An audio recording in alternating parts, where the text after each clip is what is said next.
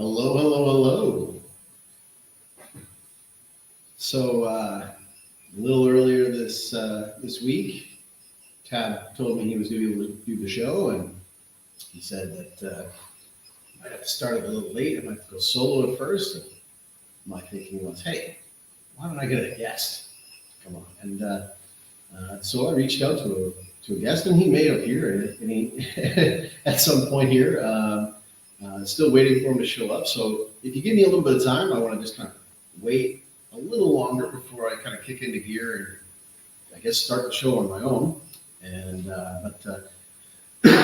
hopefully, our guest Foundring is showing up. He is, if you're not familiar with him, Foundring is a talented pianist. He is a satirist, so to speak. So he's done some. If you've ever seen kind of a geeky guy with glasses, like wailing a piano and singing about stuff that you probably see on 4chan, that's your guy. And so he said he was about an 80% confirmation to come on tonight. So I'm just going to give him a little bit of time. So how y'all doing? Good to see you. Is it D-Lee? Is it D-Lee 18? Yeah, that's probably. Yeah, so if I need to, this will be a unique experience for me to go ahead and start on my own. I watched Tab do it before, and well, okay, Delhi 18. I stand corrected. So yeah, I kind of prepared a little bit ahead of time just in case this happens. I've got a little bit of a presentation to give y'all about the goings on Rancho Chaco that took place earlier this evening, and we'll get to that in short order. But yeah, I figured let's give him a little bit of time, see how things are going. I don't want to lose all of you, so why don't I go ahead? For you guys, I'm gonna crack a beer. This is a Pilsen, so we'll take a couple seconds here and get comfortable. Watch as I kind of, kill a little bit of time for my co-host to arrive and see how things are going. But I do have, I got at least one issue to bring in. I got some news, and we'll see how this all goes. So, cheers. Look at that. Look at that. I'm already off balance. It's my first one. Don't start. We'll see how this goes. Been suffocating with smoke these days, so got some stuff to talk about. Not really much fish news. I know some of y'all like the fish news, but we'll see how this goes. Give some people a little bit of time to arrive. But thanks y'all for joining, and we'll see how this goes. Here, I'll tell you what. I got the beer going. I'll get my cigar going, get in the mood. See how it goes.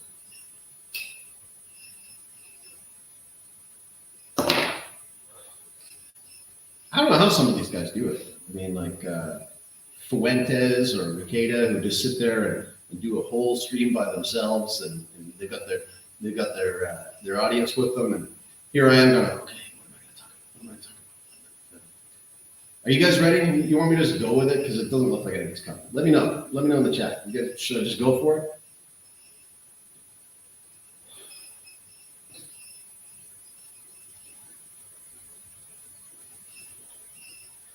You guys excited about hockey season? Preseason started up. My team's undefeated. Preseason matters. All right. That's a go for it. Do I have a second?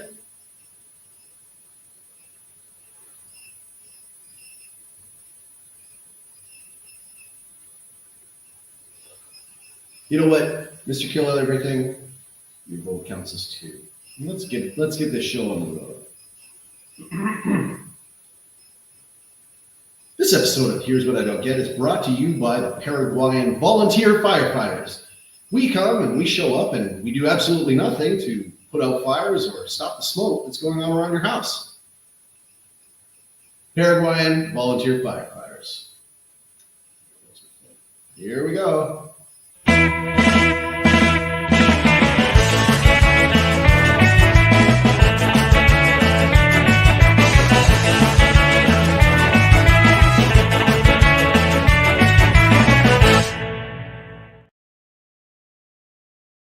Hello and welcome back to another episode of Here's What I Don't Get. The only episode that tackles all of life's toughest issues and the longest running something or other on the Something or Other network.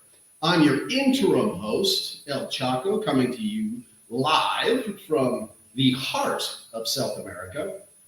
And with me together today is, nobody right now, but we'll see. Maybe somebody will show up. We'll see. We'll go. It's all good. Let's kick this thing off. All right. Well, so I wanted to fill you guys in a little bit on what's been happening here. I had a whole thing kind of lined up and I was ready to go and went inside, kicked my feet up for a little bit. And, I was done my work for the day and decided, hey, you know what? I'm just going to relax, maybe play, what's the game I call it? It's like Wrestling Empire on my smartphone. Kick up and listen to a podcast. I'm there about 5 minutes, and then my wife calls me up. She goes, "You got to see this." You got to see this is one of those precursors to something that's either awesome or terrible. In this case, it was the latter. So I'm okay. Let's go see. Let's go see what the wife wants me to see. So I go out to the back. She's calling me up to the back. The back means I'm going to look at the neighbors. So I go and she opens up the back door to our house, and whoosh, this giant plumes of smoke just start pouring into the house. And she said, "Do you see this?" I'm like, "How could I not? How could I not? This is crazy." So I go and I look, and sure enough, now I've probably mentioned this before. My neighbors, they love to burn their garbage, they love to burn their yard trimmings, and why not do it, right? Why not do it? We've only got massive forest fires happening in Brazil. We got massive forest fires happening in Bolivia. Our air quality index is tanked into the toilet. I haven't seen a blue sky in days. It's thankfully tomorrow is supposed to rain, and I think my neighbors know this. This is why they wanted to just kind of get the party started, and they started to just burn like crazy a bunch of stuff in their yard.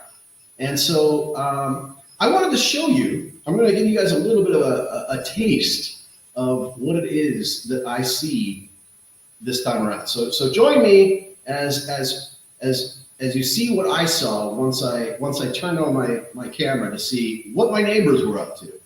So let's see here. All right.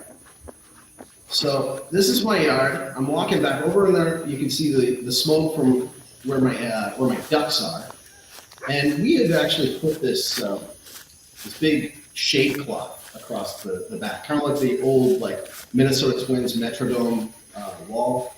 And sure enough, as we're getting closer to the shade cloth, there we go. There's four fires going on right there. Look over there. Okay, so those who are listening at home, that I'm basically going over. You can see there's at least 4 piles of random matter being combusted right there. And I turn my camera a bit after so you can see as the smoke just kind of pours over, just completely engulfs my house, flows into my kids' rooms, flows into, there we go. You can see it, right? Look at that. Isn't that beautiful? That's just beautiful.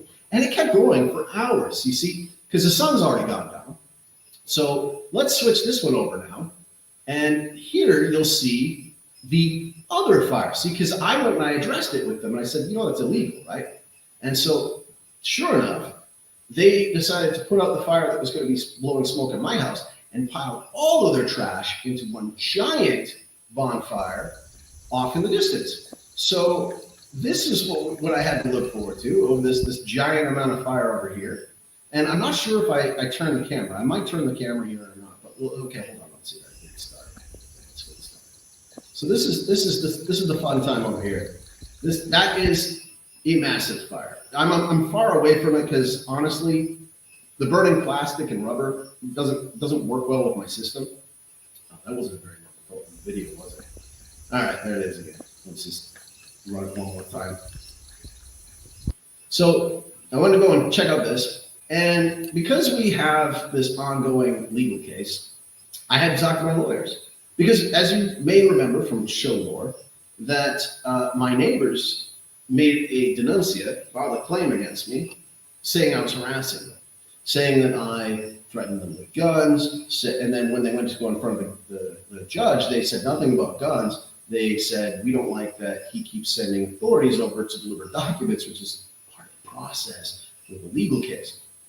So sure enough, see, I mentioned in the intro, Paraguayan volunteer firefighters. So one of the things is that we have down here that maybe I'm not such a huge fan of is that there is no real fire department. They're all volunteer firefighters. So typically, like when you're driving on the road or on a highway or something, there'll be like a pylon in the middle of the road, and then you go and you are stopped by these firefighters, and you know they got a little can out and they're taking donations. And even though I send a monthly donation, that's a pretty hefty donation to help them out, we'll always also drop something in the can when we walk by. So the captain of the fire department, he and I know each other. He likes me, Capitan Carlos. And Capitan Carlos, I will send videos from time to time when my neighbors are being baskets. So I sent him these videos, and he said, "This one's serious." I'm like, "Yeah, you think?" And so, so he ends up finally sending his guys in. So his guys, he asked me, "Send me your location." So I sent him my location, and one thing I've learned about Paraguayans is that they don't do Google Maps very well. So you can send them a location, but not all of them use it all the time, so it doesn't really help them. So we waited, and meanwhile, fire burned, smoke plumed, and we were waiting on this to come, and then finally, my wife calls me over. She sees the flashing lights, and they come. Well, this is after they missed the place. They overshot our place by like a good 10 miles. I don't know, they thought I must have lived in a different town or something like that. So they finally get here, and they go over there, and we hear yelling, and the whole thing's in Guarani. And then they come over, and after they talk to them, they come over and they wait at my gate. So my wife and I go over there and want to see how they're doing and see what's going on and explain our part. And they're saying to us at first, they're like, "Yeah, so are you the owner? Is this your property?" And I'm like, yeah, I'm the owner, and this is my property. And he goes, "It's illegal to burn on your property." I'm not the one doing it, man. I literally called you guys for them. And so I showed them my videos, and we had a chat. But apparently, when they went over there, the old lady, she pulled her best Sanford on. She was like, "Oh, my heart, oh, my blood pressure. I'm too stressed by this whole thing. And they didn't put the fucking fire out. They didn't put it out. It's still going right now. It's still going right now. So anyways, we chatted for a bit, and they called in their captain, and everything's going well. And so basically what we're doing is tomorrow I gotta go in, I gotta file another denuncia. I've got video from my phone, video from my security cameras. I can timestamp it. I got everything there. And this stuff's illegal, right? You can't do this. When I was in Ascension earlier this week, I had to go there. I had to bring my CPAP machine in. Old man CPAP reference, whoever made that comment the last time. Old man CPAP reference. Here we go again. So I had to bring my CPAP machine in because the humidifier wasn't working, which sucks, right? Because all of a sudden, for 3 nights in a row, all the air that was coming in was just the driest. I'd wake up at 4 in the morning and just you could hit my nose and hear an echo sound or something like that, just because of how dry this was. So I go in, and when I'm in Asuncion, the capital, billboards everywhere. Don't be an idiot. Don't be a clown. Don't burn. Don't burn anything. So sure enough, I guess they missed that. And yes, you did miss a little bit of the old man talking about CPAP machines. There we go. All right. So anyways, I know it's illegal. And it's the kind of illegal that the way the Paraguayans do it is they have their fines based on a day's work of minimum wage. So I think that the fine for burning is like a week's minimum wage. And though these people don't make anything, I don't necessarily want them to get hit with this fine, but I kind of do. Because you know what? It's enough is enough, right? Like I've had to go to the doctor at least 2-3 times in the last month. My doctor's going to write up a certificate to prove, yes, I've come in there with a cough from smoke inhalation. So yeah, New York will never forget what Canada did in 2023. It's like that. It's like that. And when you're living amongst fires, forest fires, and just smoke that comes in, and you don't see the sun for days at a time, it's depressing. Like it's a different kind of depressing than what I had to deal with when I was in Vancouver. But it's of that ilk. It's terrible. So like basically, we've been just like inhaling this crappy smoke from Bolivia, Brazil, and also fires from around here. Because again, for whatever reason, Paraguayans do not know how to compost. So their version of composting is they chop their hedges, they chop their leaves, they chop their grass, and they just pile it together. And as you saw in the video earlier, latecomers, you can always go back and watch it later. They just burn it, and like the whole place just ends up stinking for quite a while. So, it's basically, oh, there is an absolutely horrible high frequency squeal in the audio. I wonder if that is the crickets or the frogs. Is it still happening? Uh-oh. Okay, hold on 1 second. Here I am ruining the show.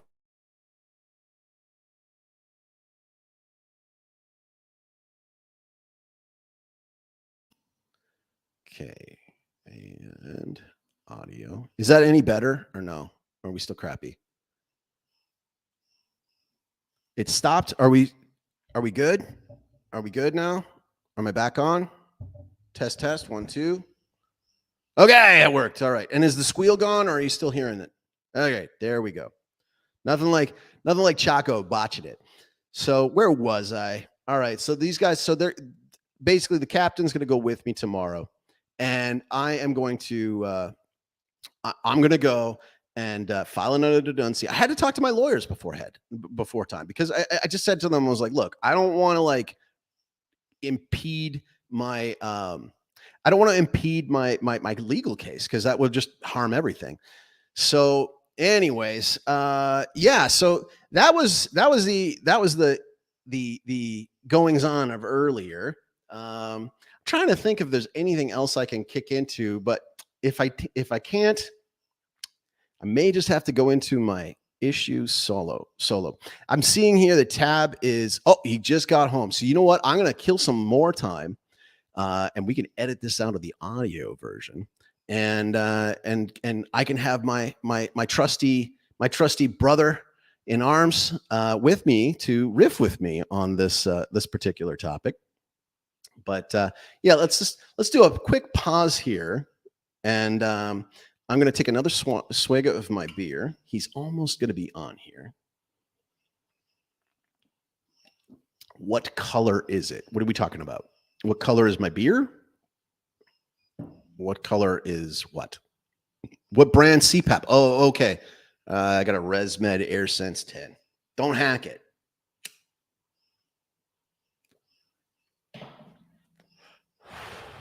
Actually, it's kind of funny.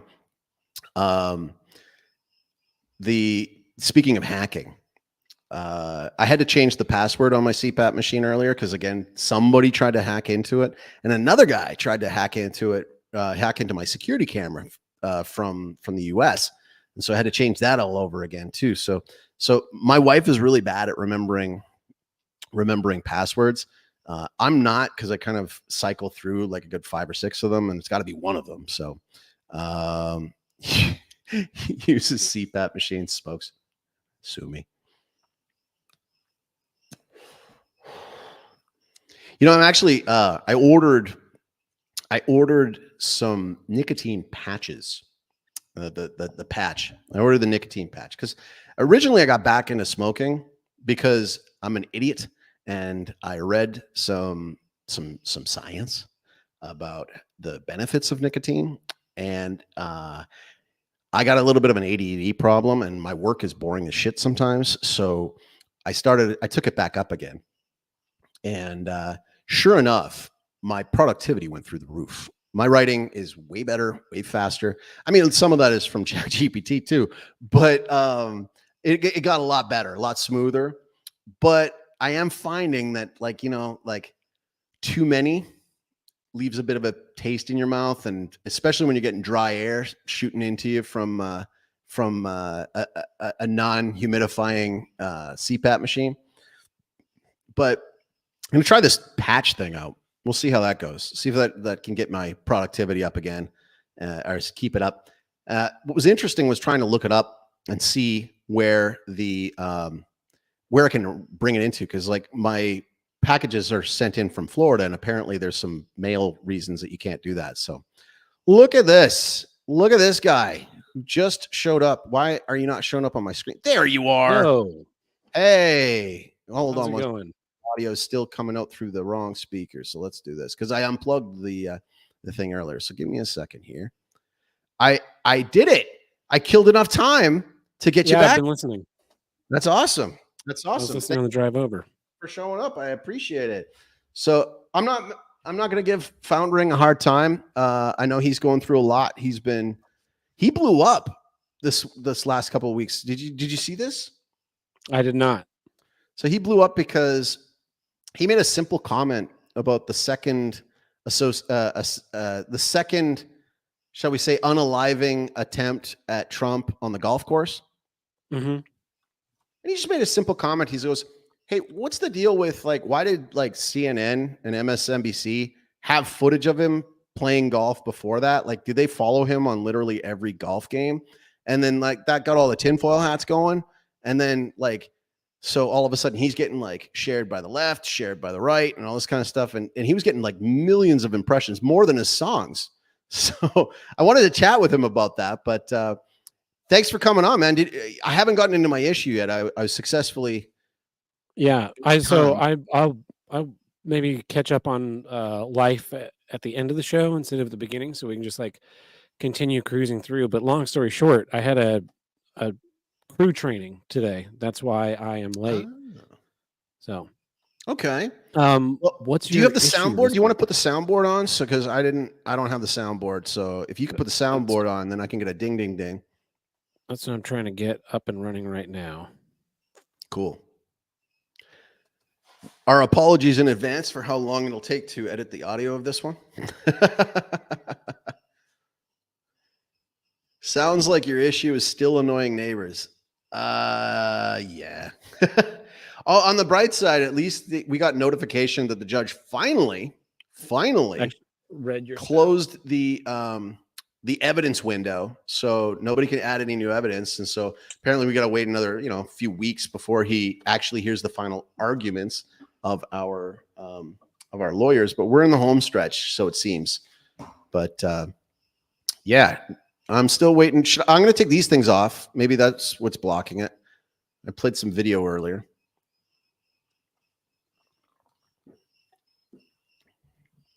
No, I just typed in the wrong stream. So Discord updated, and this computer that I used to run the soundboard is an old Mac, and it won't update to whatever the newest. This one's using 10.13, and I need 10.15 or later to do whatever stupid shit. Are we gonna wait for your Discord, update, or just? Oh, here we go. No, it just won't. It won't update. But Discord won't run on it anymore. And the way that so I can't share the StreamYard links to myself, so I have to type them in manually every time, which is super fucking annoying. Fun. I've been talking for the last 2 hours, so I'm already get ready. Like, you're on with me again, so you're gonna be talking for two more at least. Cool. Well, all right. What is your issue this week? Here's what I don't get. Sudden genre death.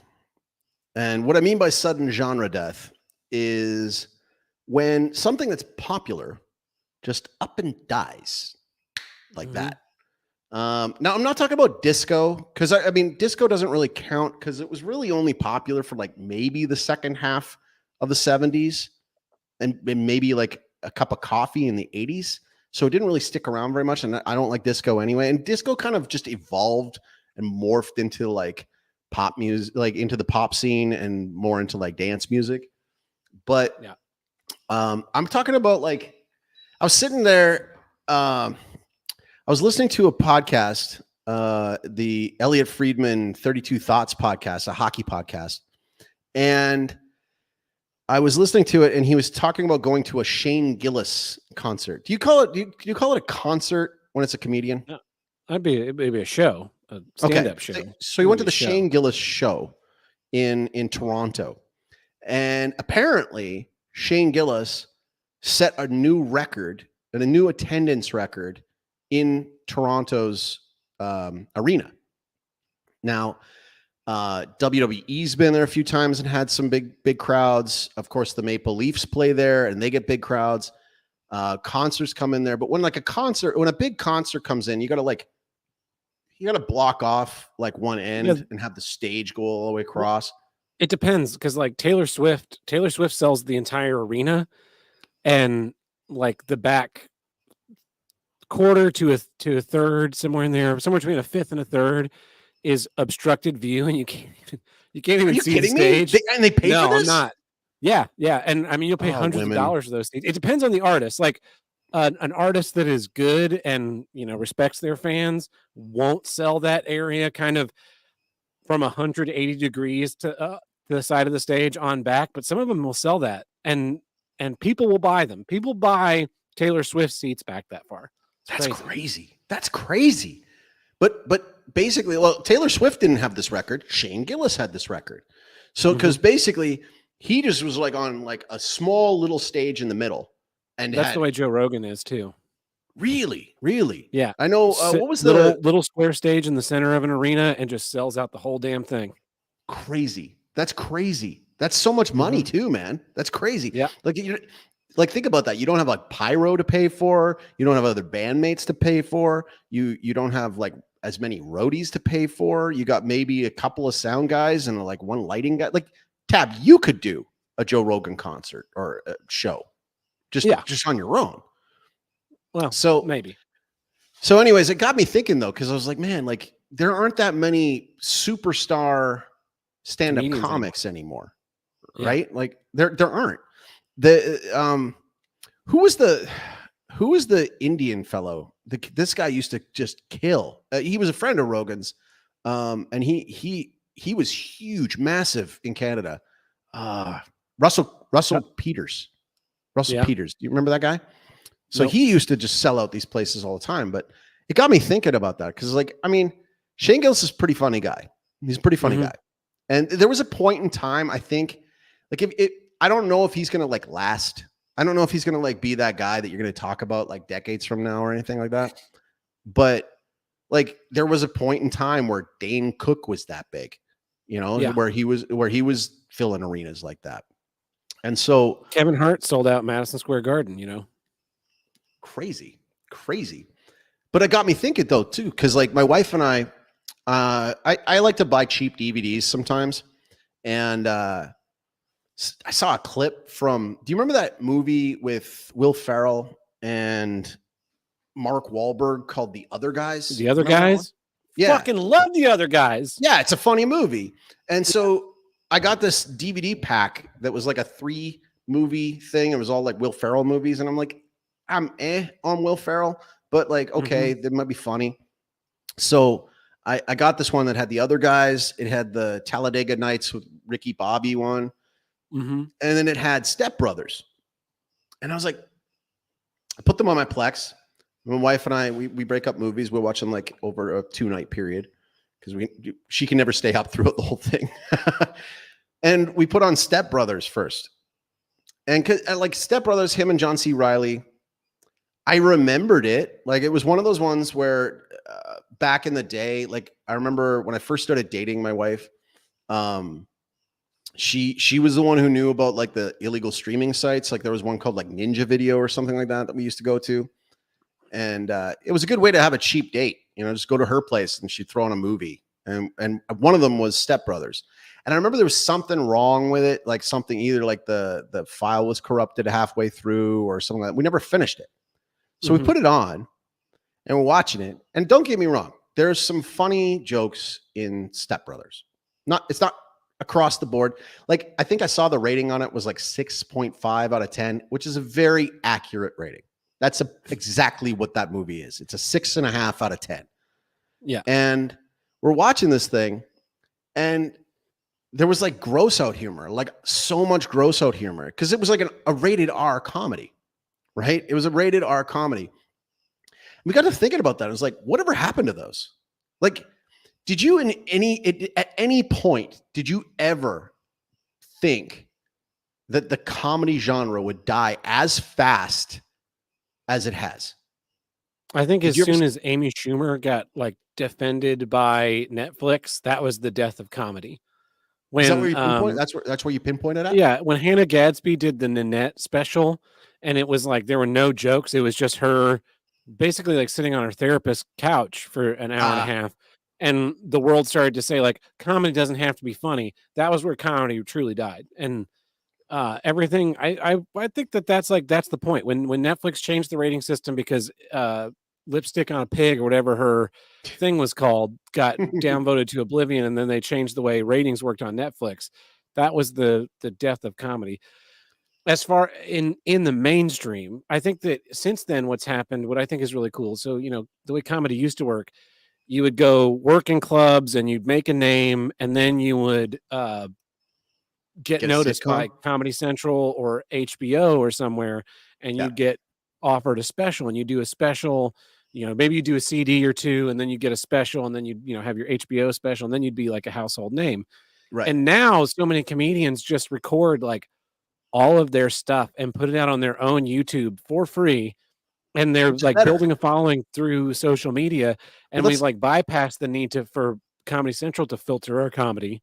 So that's kind of how Shane Gillis got big, isn't it? Like, exactly. Yeah. So, but it really got me thinking though. It's like this, there's something synthetic about the death of these genres. Like something from the top had to happen to make them die. Now, I'm not saying we need more gross out comedies. Like, I mean, people's tastes change over time. And I think also too, in general, I think younger generations, this is my old man speak, I think younger generations have a very short attention span. So comedy for them is like a 10-second TikTok, and where they, shout out something like Ohio, and then it's funny to them. But I never okay, so as I've spoken about with you before, like I'm a huge fan of Westerns. And yes, Westerns have died. Yes, they still make some, but not nearly like what they used to. Like back in the day, in the 50s and 60s, they were like 50% of the movies. Like they were just that popular. They were able to carry entire years of cinema. And so I can understand why they died, because like when they first started, they were kind of like the people who were watching them, the era that it was set in was kind of like their parents and grandparents. And so they were, there's this thing where, when you're growing up, you have this affinity towards that what your parents and your grandparents liked or did. That's why in the 90s, you saw a lot of shows like That 70s Show or Dazed and Confused or stuff like that, because there's this kind of this 20 to 30 year gap that can happen. You see people kind of glom onto these things.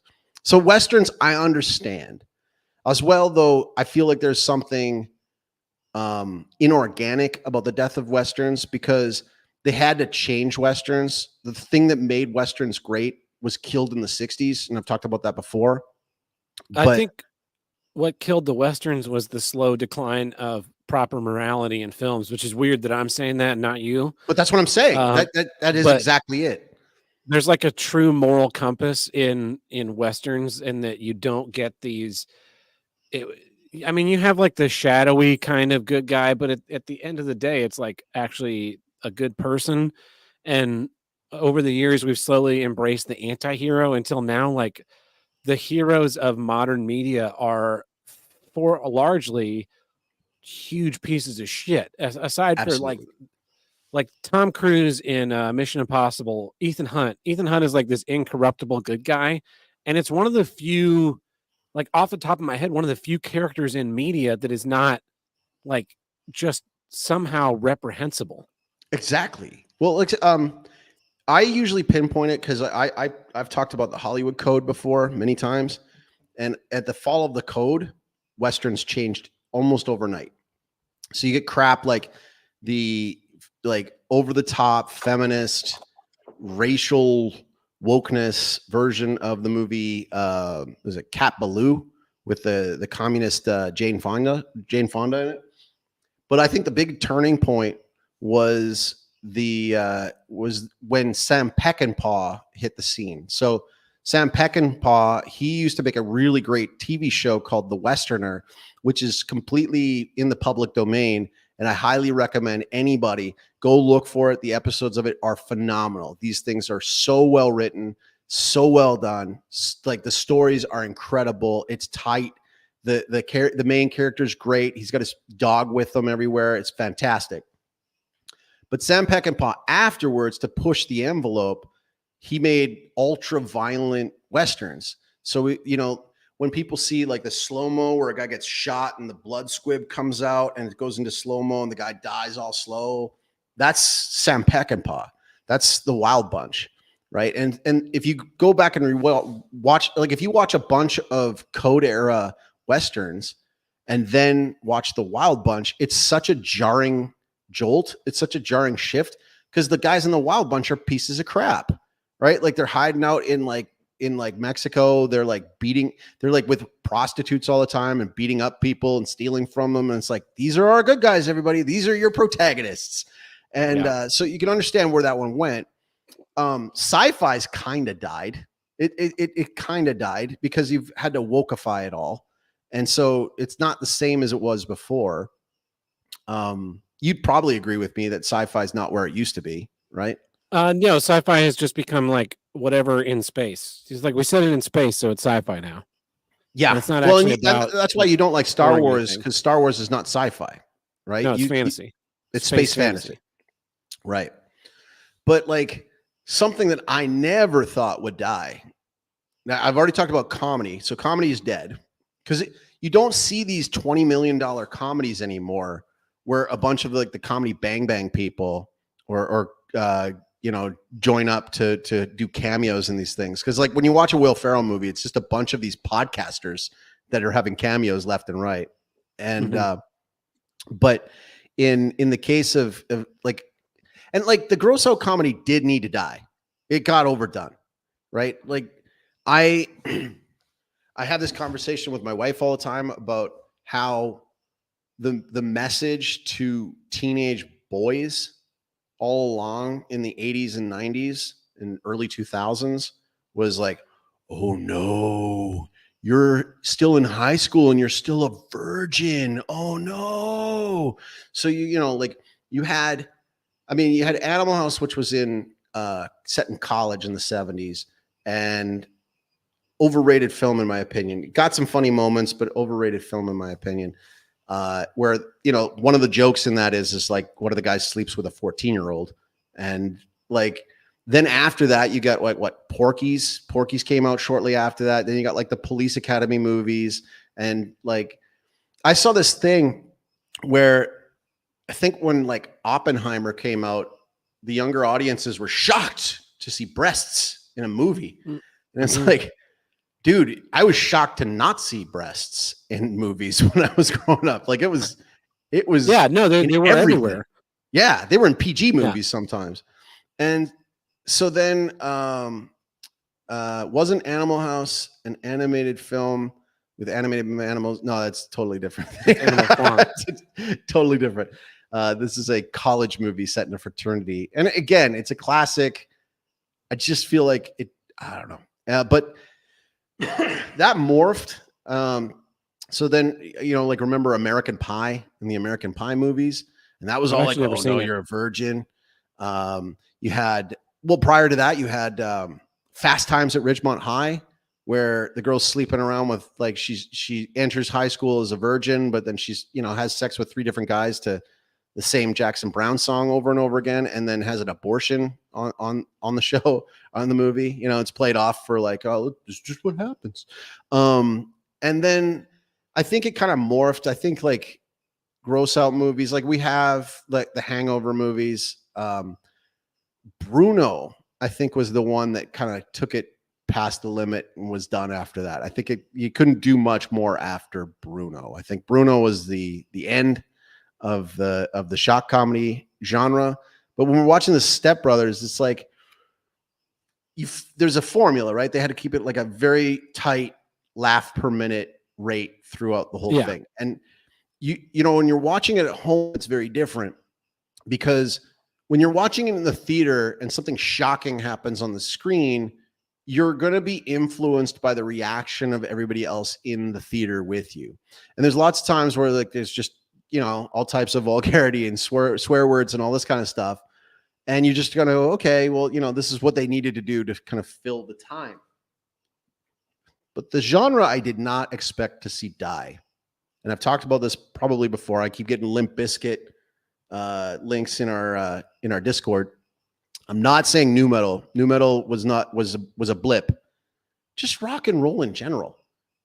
I never thought I would see the death of rock and roll. Now I know that Lenny Kravitz said rock and roll is dead. Maybe he declared it. Maybe he made it so. But no, I think Lenny Kravitz just sucks. Well, maybe it's just weird. And he's a pedophile. That too. Yeah. It's just weird though. It's just weird how like rock and roll just all of a sudden went gone. Like well, I think it's a saturation issue, because what like a great example of this right now is 4 or 5 years ago, the Marvel movies were like every one of them was Captain Marvel, $1 billion, Avengers Endgame, $1 billion, Avengers, can't even remember the fucking names now. I mean, they were just like every single one of them was a license to print money. Mm-hmm. And now it's I was watching a video about it was like unfinished Marvel storylines, and they're talking about all these Marvel movies that I had no idea had even come out like in the last 5 years, like Eternals, the 10 Rings guy, just like all of these movies, or flop after flop after flop. And even outside of Marvel stuff, like just the superhero genre has just been killed by total saturation. And you had some early successes that were good ideas, then you have like this golden era, and now we're in this thing where they're just still shoveling them out because they've been in the can, they've already been in the pipeline, and there's nothing you can do but just kind of they've already done the stay reshoot. The course. Yeah. And meanwhile, at the same time, suddenly video game movies are, we've got Sonic, and then the Mario Brothers, and now Borderlands, and that one's almost seems like it's going to be even faster because Borderlands was a huge failure. As far and Minecraft coming out, and there's a huge backlash to that already because they put Jack Black in it, and like Jack Black can stop making fucking movies at this point. Yeah, he's like a sign of don't watch that at this point in time. Him, The Rock, Kevin Hart, but it is weird to me. Like going back to the rock and roll thing, it's like because you get these Q-tards on Twitter now sharing like video of like a bunch of random phrases and words being projected that they find creepy on the outside of the Sphere in Las Vegas. And you have to point out to them like, no, that's from the U2 show, right? Like U2 is now a house band in Las Vegas. U2 has become Frank Sinatra. U2 has become Celine Dion because it's profitable for them. They're winding down. But like, I don't know. I get this feeling like the Rolling Stones are probably still touring, or they're probably like talking about touring still, right? Like, because they're not dead, and I think they're on their 5th or 6th farewell tour at this point. Yeah, and the thing is it's like we're not getting new ones. We're not getting. There is no new Metallica. There is no new AC/DC or Guns N' Roses or Bon Jovi or any of these things. You don't get any of them anymore because it's dead. Because there's no money in it. because the rest of them are all auto-tuned, disposable garbage. They're You bring up artists. about Taylor Swift, dude. I know one Taylor Swift song. And the only reason why I know it is because we used it as an entrance theme for one of our wrestlers when we had female wrestlers back in the day. That I don't know any of her songs, and I don't plan to, and because they're just disposable, and like all of these things are the same. This is more your time, but I think it was the Brady Bunch. The Greg Brady gets put in a band, and he has no talent, and then at the end it's revealed, why'd you put him in the band? Because he fit the suit, the costume already fit him. And that's what all these performers are these days. It's just you get ones like Justin Bieber who were cute when they were teenagers, and they get like the teenage heartthrob things, or you get ones like Taylor Swift or Adele who they're in their 20s and they catch the world, but it's all like a single person with all of this production and producers around them that makes the thing happen.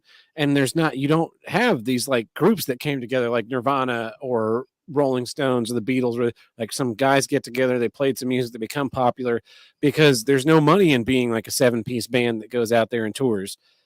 Well, there's a lot more money in being a producer and being by yourself.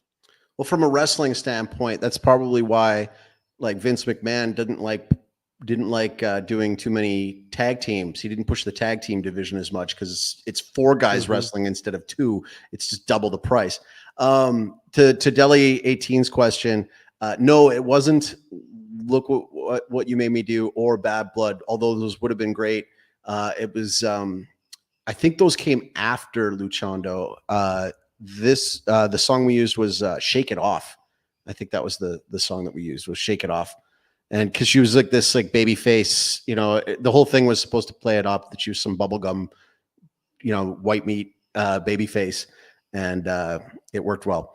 But yeah, I didn't. Yes, exactly. But I didn't even realize that, like, I used to go to concerts all the time. I used to love going to concerts. Until all of a sudden my hearing died, and that I brought that up last episode. But like, I had no clue. But it just sort of slowly just was gone. All of a sudden, like, they weren't in the top 10 anymore. There wasn't a single one. There's not a single one. If you go on Spotify and look up what are the top songs right now, not a single one of them is a rock and roll song. Yeah, and it's weird because rock and roll is great. I also want to blame the classic, one of the classic groups we blame for things on here's what I don't get. And that is boomers, because they won't listen to new things. They just keep paying outrageous prices to go see the Rolling Stones again, or the Who on tour, even though those guys are 98 years old and basically like propped up like marionettes out there. Like, oh my God, I feel like I'm 16 again. Fucking will you people just die already? Will you just drop dead, please? And then they'll be like, I don't like your newfangled rock and roll band, Coheed and Cambria. It's too loud. And it's like, you sound just like your parents, you motherfuckers. Isn't that what I'm just saying, though? Am I being them? No, I might be. I also think that there's like corporate radio and Spotify. They get more money for playing the stuff that's already famous than they do if they play some new indie band that kind of has like a similar sound to what you're looking for, but hasn't done the pay to play thing. And so there's no point in like propping up a new artist. Well, that's the thing. There's the payola side. There's the radio play side. Because again, I do believe that a lot of this genre death is pushed by somebody else, right? Like, I don't know if you've ever heard the hip hop conspiracy theory that's like touted by like Professor Griff, who used to be in Public Enemy, and a few others, where basically all of a sudden there was a kind of a meeting that basically where hip hop had to change to promote crime and be more gangster and more narcissistic. Because if you listen to early hip hop, like the first rap group I ever listened to, the first tape I ever had was Tougher Than Leather by Run DMC. And, like, it was very different than all of a sudden when like Snoop came on the scene, or when Dre kind of changed things up. Because like NWA came in and they were kind of like they were a niche. They were kind of their own thing, but they were like, For some reason, somebody upstairs was like, yeah, nope, that's all we're gonna have now. And then all of a sudden you got the P. Diddy stuff and Notorious B.I.G. and everything was on a yacht or with like people twerking, and it changed completely. Whereas before that, you had like Arrested Development and you had Cool Mo D and you had like a different sound and everything was completely, and like Run DMC came back later and they had to be like harder, you know, and it was like they had to change everything. And I feel like with rock and roll, well, you bring up about the boomers and you make a good point.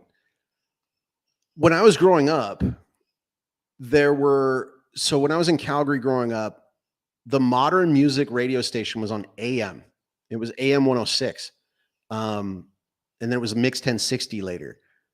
And we didn't get our own FM radio station for my generation until like much later. And then when it came later, I was already not my generation. I'm kind of this weird generation that's sandwiched between Gen X and millennials because I was born in 79. And if you read up, there's articles and they nail it. They call it Zennials. I hate the name, but they call it Zennials, where basically it's this idea that you grew up with an analog childhood and a digital adulthood. And one thing I always noticed when I was growing up, because like my parents, they had like, there was golden oldies stations from like the 50s and 60s and early 70s. And then there was the classic rock stations. And there were like 3 of those. And they would always play like Rolling Stones, or they would play like the Doors, or they would play like older stuff. And then for whatever reason, like as the years kept going on, the classic rock stations, they stayed frozen. They're just, they're just that. That's the only, the 70s and 80s, right? But like nothing from the 90s. So I mean, you might occasionally hear like Smells Like Teen Spirit by Nirvana or something.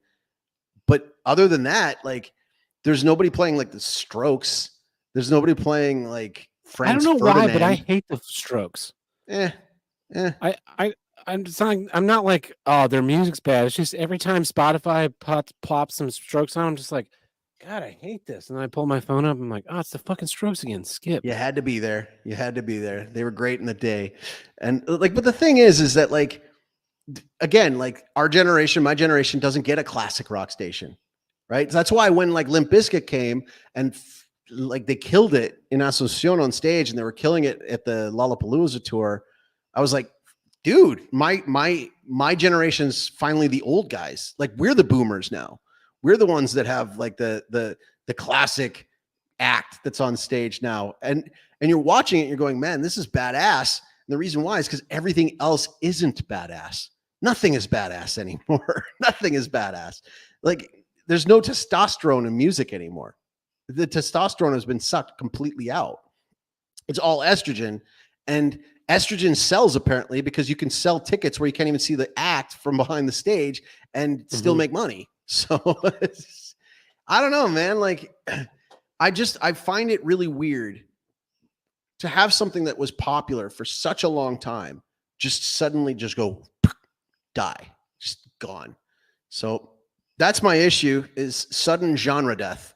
So did you have anything else to add to that one, or? I do not. All right. Well, I guess we should move on into the news. The news, yeah. I brought some news if you need me to read some, if you didn't bring any. I've got a couple. Okay. We can go back and forth, but Sure. you're gonna have to give the name of this news network because I don't know what it is. All right. It is Noticias del Mundo. Las noticias por el mundo nuevo.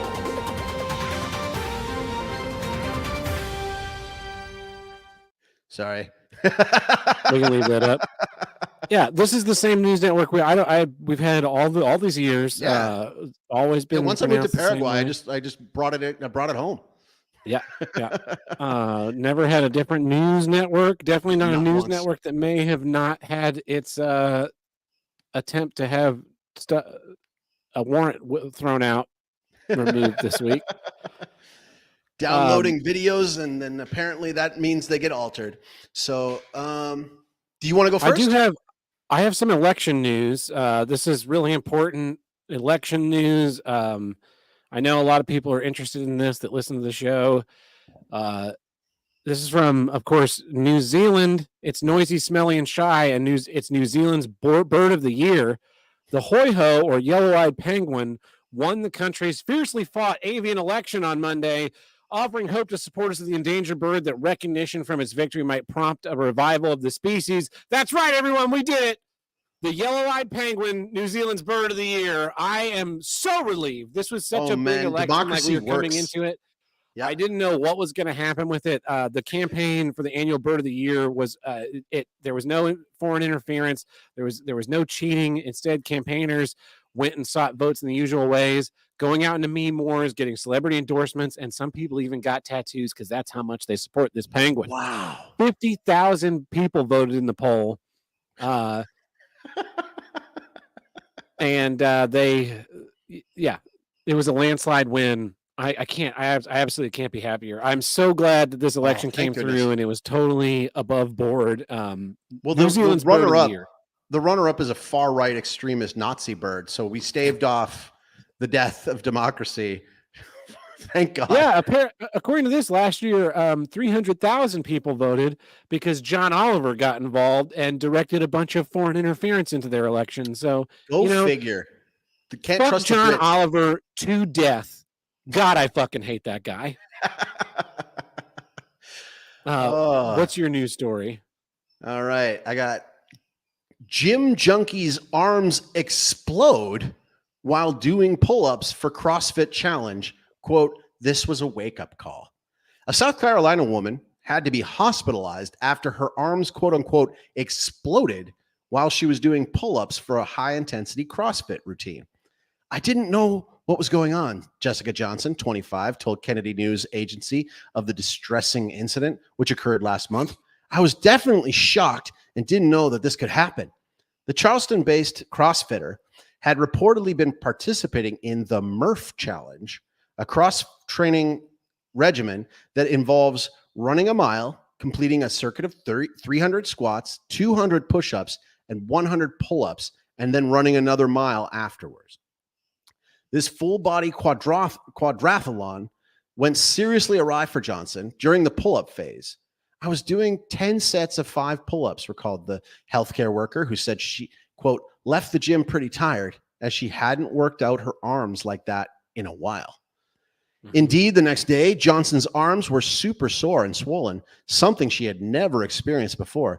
Despite getting preternaturally pumped up, the gym bunny initially didn't think anything of it. I thought, I haven't done pull-ups in forever. It was a hard workup. They'll go down. It's fine, the Southerner said. But when she went to take a shower, brush her teeth, Johnson noticed that she couldn't straighten her arms all the way. Meanwhile, her swelling snowballed over the next few days to where people compared her to the Hulk. Everyone said, we just thought you were super jacked or something, recounted the distraught exercise enthusiast, who noticed that her pee had turned a weird hue as well. It was darker, almost like an orangery color, said Johnson. Like there's blood in it and protein. I was drinking tons of water, but I wasn't peeing much during the day. It wasn't until the workout buff lost feeling in her hands that she finally reported to the hospital. Doctors reportedly took one look at Johnson's arms and said she needed to go to the ER immediately. Subsequent blood tests and other exams revealed that Johnson's extreme body blow-up was due to, rhabdomyolysis, a life-threatening power through it and condition sound confident. Nobody knows. Where muscles break down and release toxic chemicals into the bloodstream, often caused by high-intensity exercise, which medics were certain was the case with Johnson. Rhabdo can result in organ failure and even death. In rhabdomyolysis, your cells are basically exploding in your muscles, said Johnson. It's like blood poisoning since your body can't really filter it out. Doctors reportedly cut open the patient's arms to relieve the swelling, a measure she thought was excessive at the time. However, the physicians were concerned about long-term kidney damage, which is a common complication of rhabdo that can force people to go on dialysis. And basically, let's just skip to the end here. So she's recovering. Glad she didn't get the lunk alarm going or something like that. But watch your pull-ups, man. These are you can't just play around with those. I don't do pull-ups. I just lift weights. I've added 3/4 of an inch to my arms since May. Pretty Whoa, proud. you're getting close to those Hulk Hogan pythons. Yeah, I'm 8 inches shy of Arnold. So, 6 Oh, more dear. years. Uh, What you got next? I've got one from San Francisco. A gray cat living an extraordinary life of visits to the beach and trips to the lake went on his biggest adventure alone, traveling hundreds of miles from Wyoming to California. But how the feline named Rainbow, it's spelled goofily, made it home 2 months after getting lost in Yellowstone National Park during a summer camping trip remains a mystery. Benny and Suzanne Aguiano and their 2 cats arrived at Yellowstone's Fishing Bridge RV Park I on knew June it. 4th. I knew it. I knew they were lesbians. I knew they were Oh, yeah. lesbians. For their cat's first trip to the forest, but soon after they arrived, the cat disappeared. The couple looked for him for 4 days and laid out his favorite treats and toys, and they finally just fucking gave up on him. In August, the Aguinos received amazing news when a microchip company messaged them that their cat was at the Society for Prevention of Animal Cruelty to Animals in Roseville, California, nearly 900 miles away from Yellowstone and only about 200 miles away from the home in Salinas. A woman who first saw the cat wandering fed him and gave him water until she trapped him and took him to the SPCA. Then they drove and picked him up. These people don't deserve this fucking cat. No, they do not. That's some fucking horse shit. They do not deserve it. Okay, here's what I don't get: bringing cats camping. That's no ridiculous. Effing kidding. No kidding. That's ridiculous. Could I do a pull-up? Yes. Could I do one before? Yes. Could I do 2? No. That's where I'm at. It's really not about your arms and pull-ups. It's you got to engage your lats. Yeah. Well, yeah. Yeah. Anyway. I'm glad I chose 4 different ones because I had 2 animal ones. And since you did 2 animal ones, I had 2 non-animal ones. So I'm going to go with my other non-animal one. Yeah. Beauty lovers are eating dirt, claiming it has health benefits. And quote, can't nobody make me stop eating it. So we were talking about Haitians before, and I know that they make dirt pancakes. Now it's the beauty influencers that are doing it. Yeah. It's no longer their dirty little get some copy editing. It's no longer their dirty little secret. Crunchers or folks with affinities for feasting on dirt aren't hiding under rocks. Instead, shameless soil connoisseurs across the internet are proudly promoting the wellness and beauty benefits of chowing down on the ground. Want to improve your child's and your own gut health? Asked mom Stephanie Adler, a fertility and hormone coach of her TikTok followers, in the closed captions of a post titled "Eat Dirt." 1 teaspoon of organic biodynamic soil has more microorganisms than humans on Earth, the pro wrote, as a baby munched dry mud in the background. Ground gourmands with much more discerning palates who'd rather dine on designer diet rather than fistfuls from their backyards can purchase edible land via platforms like Amazon and Etsy. You're ordering dirt in the mail to eat it. What the fuck is the matter with you? Sacks this of the is the problem with surface. our world, our modern world of like hand sanitizers and everything. Like we've so poisoned our bodies with our germophobia that now we have to eat like yogurt to make ourselves shit, and that's what Jamie Lee Curtis is famous for now. People are fucking ordering dirt to eat it. Have you seen this new fad of mushroom coffee? Like, you're just fucking drinking mud. Get this though, like sacks of the surface, typically made available in the form of ingestible clay, can range in cost from around $11 to $27, depending on quality and quantity. Quality dirt. That's going to pay for more. Yeah. One Amazon vendor touts. I got some fucking dirt for you. Well, this is funny because like, I remember when my wife was pregnant, and when your wife is pregnant, all the other women talk to your wife about what it was like when they were pregnant. And so you find out about all this kind of weird cravings that a lot of these women will have. And I've seen some weird cravings around, but like you know, you of course hear about like the typical ones like ice cream and pickles and stuff like that. Mhm. But like, there are some people that were all about wanting to eat dirt or eat these things. And it's like, it's a sign of like an iron deficiency. It's a sign of Yeah. like, there's something seriously wrong with you. Yeah. And I don't know if you saw this. I think it was like, I don't know if it was late last year or it was earlier this year, but there was, you know, because I don't go on Black Twitter very much or Black TikTok very much, but there was like this ongoing trend of Black women straight up eating cornstarch out of the box. Yeah. And they loved it and they couldn't get enough of it. It's like my wife, who's a dietitian, she's looking at this and she goes, yeah, there's a serious like deficiency going on there that they would even crave that. It's just ridiculous. So let's see if there's any extra tidbits in this story here to, oh, for crying out loud. There's scientists behind this. God bless those scientists. Got to follow the science. The soil contributes to the human gut biome, revealed study authors of a 2019 report. It was essential in the evolution of the human gut microbiome, and it is a major inoculant and provider of beneficial gut microorganisms. The analysts added that more soil in one's diet geez, their copy editing is brutal. Good one, New York Post. Could also reduce the need for eating livestock. There it is. And dairy products. There it is. We don't have to eat cows. Yeah, there it is. Yeah. You know, I've always joked that like vegetarians should just go eat grass or gravel, and now they really are doing it. Yep. It's now just we're too low of a species to even eat the bugs anymore. Now we just got to eat dirt. Like they're literally we're at eat dirt levels. This is ridiculous. So similarly, previous studies have alleged that dirt can absorb body fat and ultimately aid in the fight against obesity.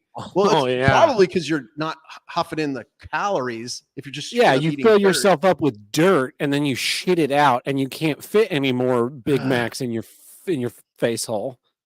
I love eating dirt. I've been a natural influencer, Mother Nature. I bet Mother Nature. Yeah. To her over 113,000 virtual fans. I would eat this all day, and not even eat food. The typos in this freaking article, by the way. Red dirt, love it. The self-crowned country girl exclaimed, and I don't care what anybody else says. Can't nobody make me stop eating it. We're eating dirt, everybody.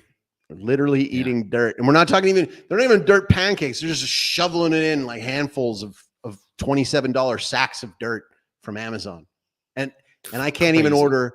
I can't even order a nicotine patch via Amazon to Florida. I had to go through eBay. It's just ridiculous. Just ridiculous. Well, that is crazy stuff. Can you handle this part though? Yeah, this has been Noticias del Mundo. And then there's a Spanish way of saying definitely not fake news. Okay, I got it. Definito no es noticias falsas. There we go. Yeah.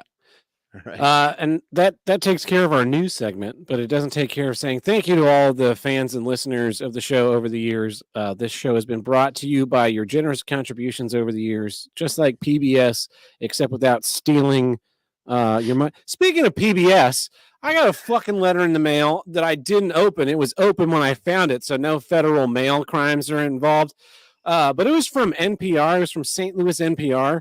And it was like, please pay us $28 a year to have NPR. And the return address on the envelope went back to Kansas City. What the fuck is that? Are you fucking St. Louis NPR or are you Kansas City NPR? And if you're getting $28 from all these motherfuckers you're sending mail out to, why the fuck am I paying taxes? I'm tired of paying taxes. St. Louis doesn't strike me as an NPR kind of town. No, there's an NPR. It's in one of the universities. I want to say it's like St. Louis University, or maybe it's, I don't know. There's like 700,000 universities out here, but it's attached to one of them. Well, let's get back into some issues. And cool. Here's what I don't get. App deliveries. I am really tired of everything being delivered by apps. I ordered on DoorDash for the first time in like a while. last week or the week before, and it was like Mexican food for me and a guest, and it was like $45 Hang on, what? Yeah, What was that? The it was delivery like charge? No, the whole total. It was like 2 meals, which I think were like 12 or $15. But then there was taxes, a delivery fee. You got to tip the fucking guy. And then if you don't want them to like go pick up 17 orders and get to you just whenever they're kind of around to it, you pay, like I paid an extra $3 so that they would go to the restaurant and then to my house so that I could eat hot food instead of mediocre, lukewarm food that had been riding around someone's back seat for half an hour. And wow, I didn't know it was that bad up there. Like Yeah. Paraguay's app delivery services are fucking great.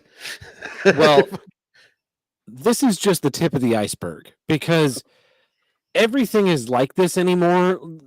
All these app delivery services are based on the backs of like people using their own vehicles to go do a corporation's bidding for literally the least amount of money they can possibly pay them. And there's got to be a huge amount of loss in it because it's not, DoorDash, Uber Eats, whatever the other, Grubhub, like those all make a certain amount of sense. There's like an instant gratification of them. But now you can do things like order televisions and computers and cameras and phones and things from Best Buy. And a guy will just drive over to Best Buy and get your shit and then drive it to your house. You don't like that? I would love that shit. I would love that. No, I do not, because the one big word, theft. It's making all of our shit cost a lot more money. Because what ends up happening is you get someone, there's no barrier to entry to be on these apps. I know this because I have a neighbor who works for apps like this, and you know what he does? He steals shit, and he tells me about it. What? So he steals like what? Like people's food and stuff, or what? Like food, electronics, you name it, and then sells the shit on Facebook Marketplace or eats it if it's food. And so, like he was telling me, basically for most of these apps, what you do is you scan your driver's license, you take a picture of your driver's license on your phone, you sign up for the app, We Delivery or whatever it's called. You take a picture of your driver's license, and then you're approved to go start delivering things. And some of the apps, it's like Amazon, it doesn't tell you what's in them, but it'll just tell you, hey, you've got 14 packages. It's going to pay $100 or whatever it's going to pay. And it'll give you like a vague area of the map. And guys will open the packages up, figure out what's in them before they deliver them to you. And then also you have to trust that these people like know how to read addresses. So the other day I get home and there's a box on my front porch from Amazon. I had ordered some stuff on Amazon. So I pick it up and drop it on the sofa as I get in the house. And then I cut the box open, and the top of the box is mushroom coffee. And I'm like, I didn't order any fucking mushroom coffee. What the fuck is this? Would they put the wrong thing in the box? And I look at the other thing in the box, and it is also not something that I've ordered. And then I pick up the box and look at the number, and it's not even close to my number. It's on my street, but it's several houses down. Oh, goodness. And like none of the numbers are similar. This guy just straight up sat this on the wrong porch. And so I went and did you get a look at him? Did you get a look at him on your doorbell cam? Do you have a doorbell camera? Cam? Yeah. You got to look at him. He was a euphemism. I was gonna say, do we play the match game song? so I like walked this over, but I could just have easily opened it up and it'd be something good and then taken it. So my neighbor's telling me about like going to Best Buy. Best Buy is one of the worst ones because they don't disguise what the package is. You walk in and it could be like he stole a $2,000 laptop on a Best Buy delivery. No, I couldn't deliver it. And then what does Best Buy do? They don't turn him in for anything. What are they going to do? So they send the guy out, the guy who ordered it, another $2,000 laptop. But somewhere in there, you're getting charged more than you deserve in order for them to cover the fact that these people are fucking stealing this shit. And it's crazy to me that Best Buy is okay with this as the mode of transportation when you could just as easily just stop allowing that and have. The last 2 times I've bought something from Best Buy, I did in-store pickup because it takes 5 minutes. And you know what it guarantees? That I get my shit put in my hands. There's no middleman of, sorry, we put it in the back room here and it's just gone. That I guess that could happen, but it's far less likely to happen than just be like, oh yeah, this guy showed up he showed us a picture on his phone. He showed us he had an app on his phone. We handed him your $2,000 laptop or your new DSLR camera or an iPhone or whatever, your Beats by Dre, and then he left.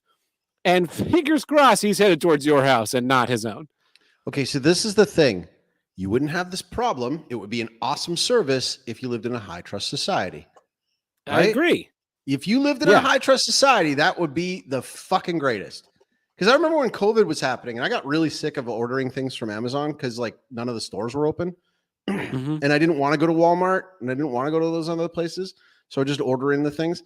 And I did like the convenience of it. I did like the ability to go, okay, I'm going to do all my Christmas shopping from my like desk and just go bing, bing, bing, bing, bing, and it's done. Right. But then I remember thinking about it. I was like, man, there's like stuff that I get tired of having to go out and get. But it's like not at Amazon or it's not at a regular store. It'd be really cool if like, for example, like getting a gift card, not a gift card, sorry. Like a greeting card for somebody's like birthday or something like that. Like if you could go on to a like Hallmark store and just go bing that one and then have it brought over and then you sign it and get it all done. But again, you have to be in a high trust society for these things to work. I've thanks be to God, I have never had a porch pirate incident of my own. I've never had anything stolen from me. My brother has, but I have never had that. I've never had that.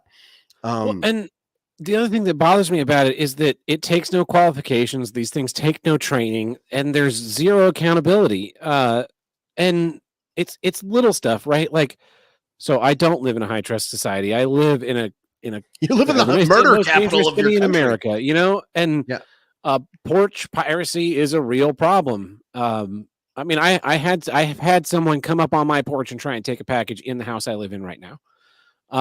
This was like right when I first moved in, and my neighbor caught him and ran him off. Did you get it on the Did you get it on the doorbell cam? That's why I have the cameras. Oh, that's why you got the camera. Installed. No, I had them. I just hadn't gotten around to installing them yet. And then later that week, I installed them. Did you find out who the culprit was? It was white people. Oh, really? Yeah, all right. Yeah, yeah. I was home. Was she heavy? I saw them through the window. So, wow. they were about to get it from two sides because I saw them and I went and got my gun and my neighbor ran them off. And I was like, and then they were off the porch and I was like, okay, and then I went and I talked to the neighbor. The neighbor was like, yeah, those people weren't supposed to be there. And I was like, yeah, thanks for running them off. Appreciate that. You're a good dude. But, so my porch is, nice. It's totally covered and it has this little knee wall. It's, just under my knee. And 90% of the packages that I have delivered, if you just push it behind that knee wall, completely invisible from the streets. And I cannot tell you how many times delivery people just drop that shit at the top of the stairs in full view of the whole fucking street and then snap their little photo and walk away. And I mean, and we've also seen the thing where, they call their buddies and they go snap the photo of it on your front porch. So it's confirmed delivery. They've done their job. And then the person goes and picks it up. This neighbor of mine is telling me how you can decode the Amazon. You can decode some of these services packages to figure out what's in them. And then, and you can steal. And I'm just like, why have we become okay with a world? Because it's also exploitative of these corporations to lowest common bidder so that they don't have to, you're not an employee of Amazon when you're throwing these packages in your car.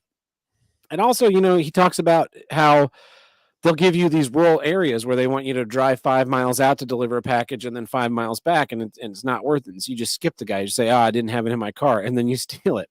And you can do this multiple times before the Amazon will catch up with you. And I'm flummoxed that a person can be proud of this. And I'm also flummoxed that like the corporations, you have these persons' information. You could, I don't know, turn them into something.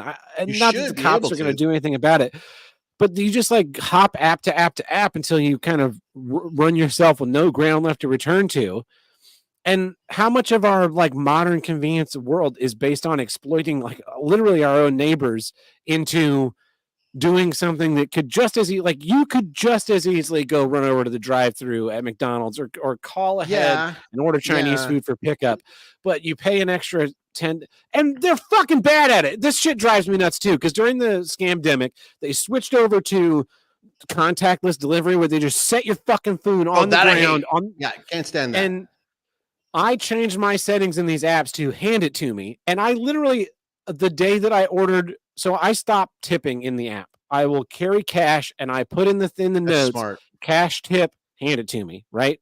Yep. And the last time I ordered Does it food, work? I saw him come up on the porch with the cameras. I headed towards the door and I opened the door, and this motherfucker is taking a picture of my food on the ground and then just pivots on his heel and walks away. And I'm looking out the screen door at him take the photo and walk away, and my phone buzzes with the picture of my food sitting on the ground. And I was like, number one, that's in front of the fucking screen door. There's a table right there. There's a table immediately to the left of my door. Set it on the fucking table where I'm not going to hit it with the screen door when I open the fucking thing. Have you never walked in or out of your own fucking house?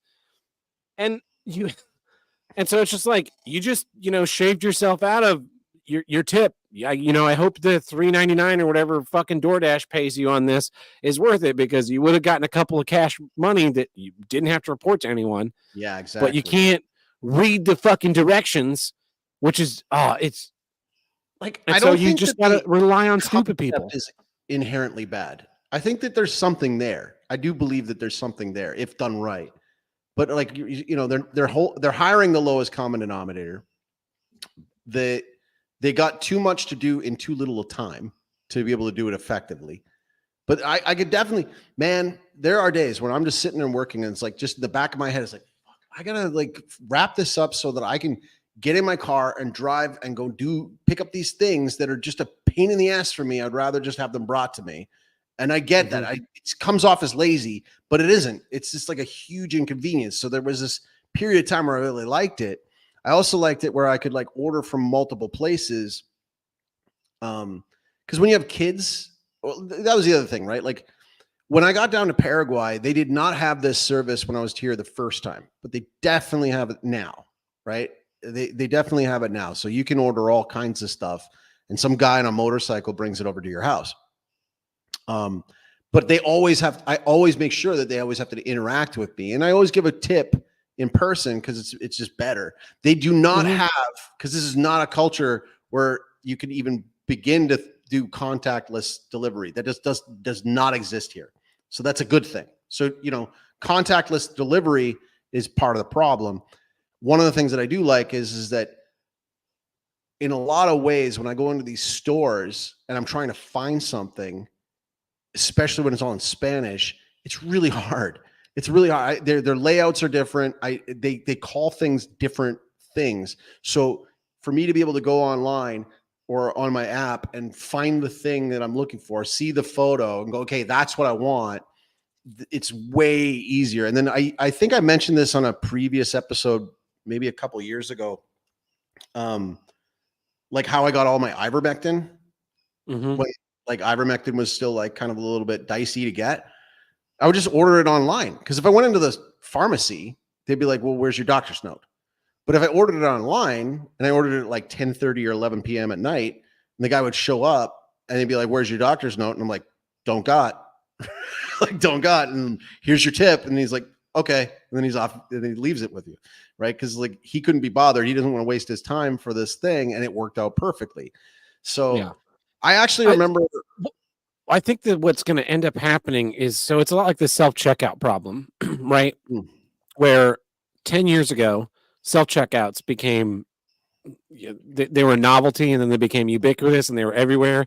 And then Walmart realized that it was facing huge losses by having these self-checkouts. And now this is why we can't have nice things. I've been to multiple Walmarts now where they have, there was a period where they basically got rid of manned checkouts, and now they've reversed it completely. And in some Walmarts I've been to don't have self-checkouts anymore. The grocery stores here in St. Louis, the self-checkout is a 10 items or fewer lane, only for express shopping. If you're getting any kind of amount of groceries, you have to go through the manned checkout, because the losses grew to be so high. And so what I think is going to end up happening is, Amazon can only take it on the chin so many times where they send you out a new thing because the one is lost.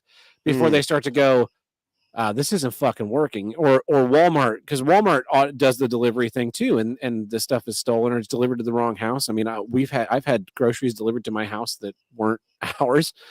And then what can they do is just send another batch out, and it's going to steal from all of us to where that's no longer an option. You have to go. In-store pickup goes back to being, and places like Walmart wanted to be in-store pickup because their employee does the shopping. They put it all in a thing with your name on it. They go load it into your car, and then you drive away. And if you don't have something, that's kind of on you.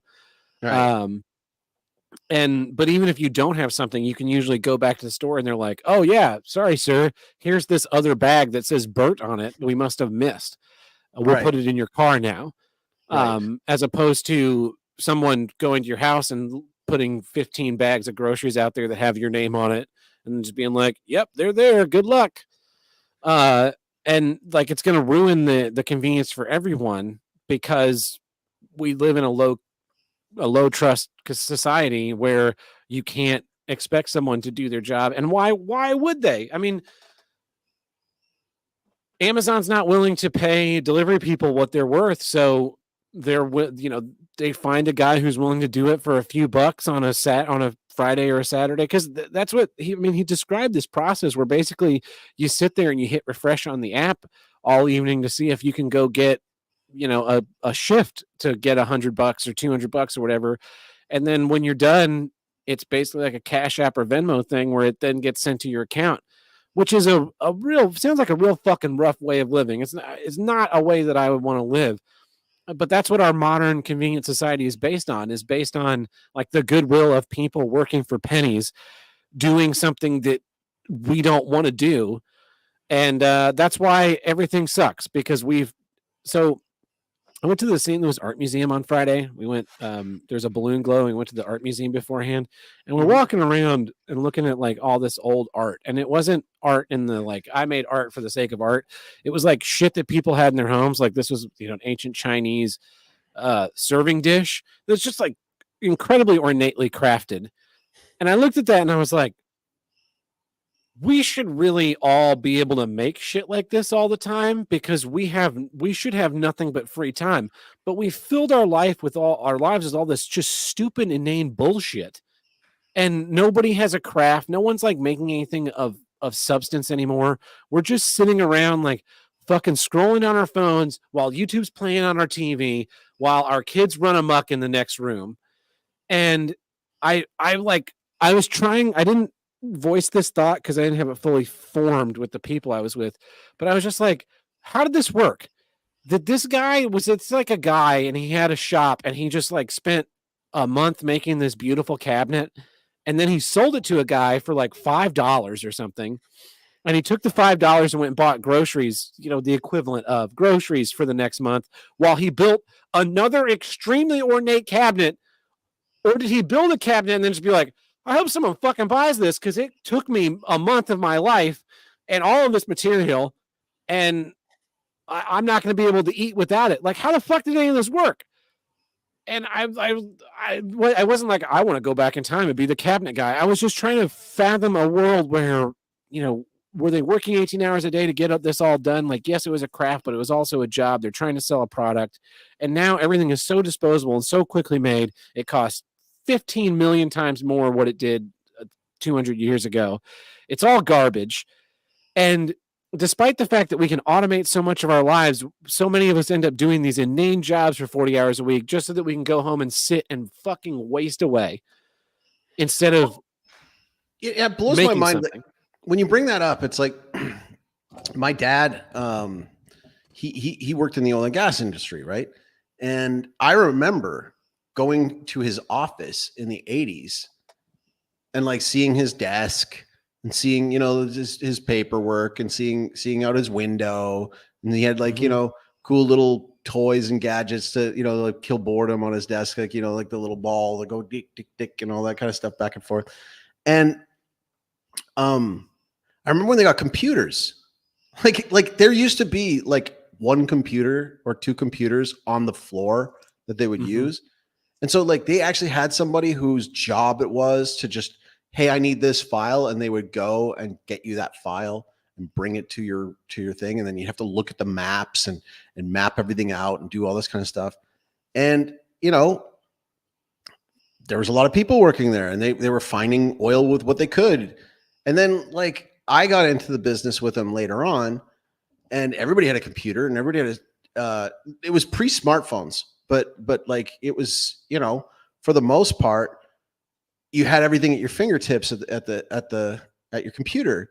And so you could actually run entire oil companies with like far less people. Like you could have an oil company that was, you know, maybe had like 9 employees, and you could get all this stuff done. But like proportionally, you'd think, hey, with all this new technology, we're able to find more oil and, you know, buy more land packages and sort through these things and get like a deal done quicker with email instead of like a meeting with the other company. You could do a lot of this stuff. You would think that would be commensurate with like higher pay, maybe less hours, but no, like that's the crazy thing. But no, like dad still had to work those crazy weeks, you know, all those crazy hours to do those things. Like, it's like you're doing more work than before, paid roughly the same, or in some cases, like less when you factor in for inflation, but yet there's more oil being produced and there's more people consuming it. You would think that would be able to spread the wealth, but that's just not how it works. And going into these Amazon things, like Amazon is a $1 trillion company, basically. It's a $1 trillion company. There's no reason that Amazon can't let its employees go to the bathroom on a shift. Yeah. You know what I mean? Like there's no reason for that. And like, again, I get it. Like you still need jobs for the automatons. Like there's filler jobs. What's that? I think that the filler jobs, right? Like you didn't need a bachelor's degree to be the guy that you would say like, hey, I need this file. And he would go to the file room and find the file and bring it to you. But you didn't need a bachelor's degree to be president at that time. And either you just needed to get your foot in the door and work your way up because you're learning from everybody else along the way, right? Like on the job. But there were menial, they were like filler jobs that needed to happen so that productivity could happen. Like example, I've brought this up many times. It's one of my big arguments about the whole fucking shopping cart dilemma. Was when I was a kid, we used to go to the grocery store, right? And you go do all your shopping, you put it on the thing, the lady would scan them all, and then she'd send it down to some kid. And the kid would bag it all, and he put it in your basket, and then he would push your cart to your car, and he'd load your car with your groceries. I still have that here. Then he would take the cart back to the store for you, and you'd give him a couple of bucks as a tip, and they were getting whatever hourly wage from the. And then they started having you bag your groceries, and it was like, I hate me bagging it. We don't need that guy, and we've like gotten rid of those filler jobs that you don't need a high amount of intelligence to do. But like those people still need to make money to live. So we've like created new ones. And at the same time, as we've automated, our world doesn't exist to say like, oh, hey, you can do your job in 20 hours a week. Like we think your job is worth $60,000 a year. You can do it in 20 hours a week. Just take $60,000 a year and get the work done. It's like, they didn't give you free time. That's what you should have been given. You should have been given more free time. Well, you need to show up here and do and so we get our money's worth. I hate it. This is like spiraled out of it being the app delivery thing, but still there. We are coming to a point where like nothing exists but theft. I think I'm gonna sign up for the services and just go start like stealing TVs from Best Buy. Just go steal food until I get kicked off, because it doesn't matter for me. I have a job that pays really well. I'll just go out some Saturday and steal some shit from Amazon. So I'll get a whole fucking car full of Amazon shit and just be like, what did I get? Oh, more mushroom coffee. Fucking great. That's a good issue, man. I mean, I get it. I get it where you're coming from. I love app delivery services down here. I love them. Every time I'm in Asuncion and I don't feel like a lot of times when we Airbnb, we go into their parking lots and like the engineers down here don't factor for like, I don't know, like right angles when you're coming up the ramps to go into like the parkades. And so like getting in and out of a parkade sometimes requires like a Austin Powers, like, the thing of like reverse and reposition and go. And so for a lot of times when we just go into town, I'm like, screw it. Like, let's just order in pedidos ya, which is basically the DoorDash of down here, or Munchies. They have one called Munchies that you just order from. But and it's funny because this is definitely not a high trust society down here, not at all. But because of the low trust aspect of it, the employers don't trust the employees, so they make you have to deal with the person in front. Like, I'd be more inclined, let's just say, how about this? How about an app delivery service for people who truly don't want to go to the mall, don't want to go do a whole bunch of their errands together, but instead of like the delivery service, the delivery charge being, what is it, like $5? What does DoorDash charge you? Like $5, $8? It depends on the restaurant. It's between like $2 and $7 or $8. Okay, because down here it's like $2, if that. It's like $2. But like, how about this? Charge me 20, charge me 50, right? Like, depending on the thing, charge me 50. Because there's a lot of times where I'm like, screw it. Like, my time is worth more than $50 for an afternoon of going out and getting those things. Like, it just is. So from an economic standpoint, charge me what you got to charge me to make me not do it. Like, cause like make it so that somebody else will do it. I'll pay it. I'm fine with that. Give me better caliber delivery guys, but you'll never get that. So that's the problem, right? Like, but I would be more than happy if, for example, how about I just hire a guy, like a hiring service where you get like a rating service, like where, like, it's like, cause like there's Angie's Airbnbs List that I like going to, and I'll pay more to go to them just because I know they're like easy to get into. It's comfortable bed and all this kind of stuff. So if I can get develop a relationship, if I can hire a guy that goes out and does my shopping for me, and like, it's like 2 hours of his day, but I pay him $50. So he got $25 an hour to go do this one little like round of tasks. That's not bad, isn't it? Like, that's not a bad idea.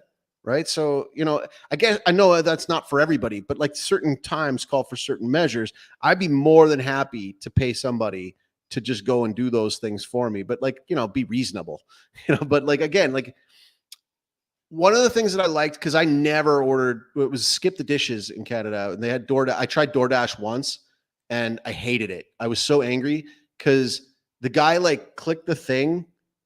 Because like the restaurant was my food was clearly ready, and so the guy like clicked the thing to say he was coming to pick it up, and then he never went. So my food just sat there at the restaurant, just like, and that was the one and only time I ever used DoorDash, because DoorDash was like, "Well, what do you want us to do?" I was like, "Send a different driver, like, and get and you eat the cost." Like, this is ridiculous. That food sat there for an hour and 20 minutes. It was ready and it sat there for an hour and 20 minutes. This guy went off and like had an argument with his girlfriend or something. But like, the one thing that I did like about it, because I remember like we used to have like pizza once a week.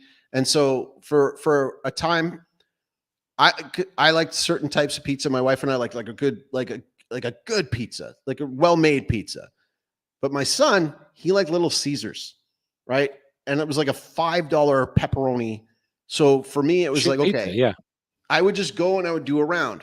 So I'd go and I'd go pick up the pepperoni pizza from Little Caesars, just like a quick take and go. And then like, sometimes grab like the crazy bread, and then go next to the place that we were getting the pizza from. And sometimes it wasn't ready there. So then I would go to like the liquor store, grab beer, go back and come back. And so my son's pizza was like definitely not the hottest. We'd have to reheat it or something. But when COVID hit and we could order all these things from all over the place, I could order just different things. So I didn't have to go do the beer run, and I didn't have to go and do the other thing. I could just order it all around the same time, and it kind of worked out for us. Although the beer thing was funny because they had this thing where it was like they insisted on seeing my ID every single time. And I'm like, dude, look at me. Like, the drinking age in Calgary is Just have it 18. verify once in the app. Yeah. 18. And it was like freezing cold, and the guy would like be waiting out there, and he contactless, so I had to like show him through the window my ID. It was the stupidest thing anywhere, but that's off the topic. But yeah, I see what you're saying, and I think you've convinced me a little bit on the first off, the economics, the side, like, that cost is getting passed down to the consumer. Yeah. And again, also too, it's like they created this new crime. Like porch pirates were not a thing before, Nope. right? Like they weren't a thing before. So all of a sudden you've got this new thing to not trust your neighbors about. So that, yeah. Good issue. Good issue. I'll give you a hand on that one. That was a good one. Yeah. Well, that's it. That's our episode this week. Thanks for listening. Sorry that I was late to everyone. But we made it happen. Awesome. Well, yeah, thanks everybody. And this has been Here's What I Don't Get. I'm El Chaco. I'm Ted Burt. Ciao, ciao. Catch you guys next time. All right. Here, I'm gonna.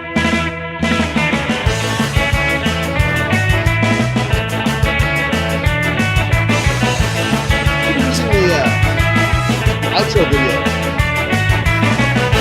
Oh yeah, forgot about that. Here. I'm gonna give you guys a taste. I made this one like a while back.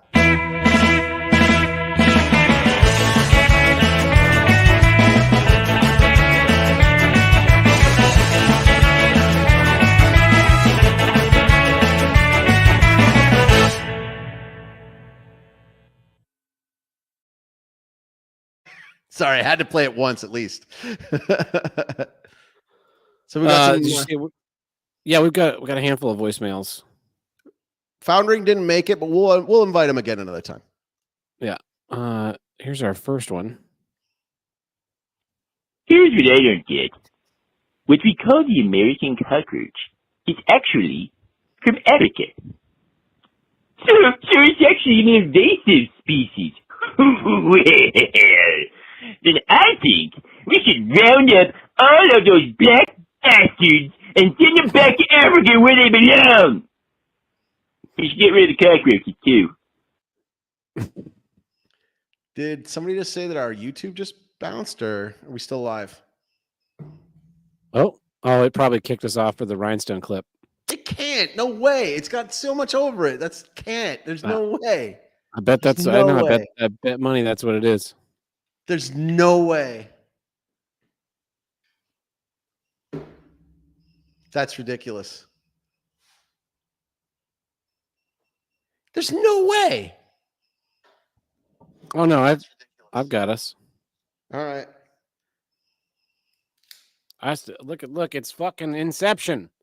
Oh my god. Yeah, hold on, I gotta hold it up until I hold the phone up to the video. Oh my god! Oh, it's like green screen you out. That's wild. And oh no, there's another tiny one. This is gonna keep going and going and going forever. This is the way we're gonna start to display all the chats now. I'm just gonna hold my phone up to the screen and hope that it like focuses on it. Like a boomer trying to, show screenshots. Here's another one. How long last? I find out stable connection to this number. I'm still waiting for the absolute ass to connect with me from whoever's loud music. They just kept playing 24/7 Taylor Swift, telling me to shake it off, and I hate it. Just now I got this stupid app delivery thing just so I can order food and whatnot, just because no one wants to give me food till they squander someone's house. So, yeah. It's fun for my not chocolate fucking duck pizza. That's better than nothing. Oh, right. That reminds me. The edit here is... It's a timely voicemail talking about all these app deliveries. Poor guy never gets the help he needs. We got one here from Andy. Let's see if he wants to deport more people. Andy here.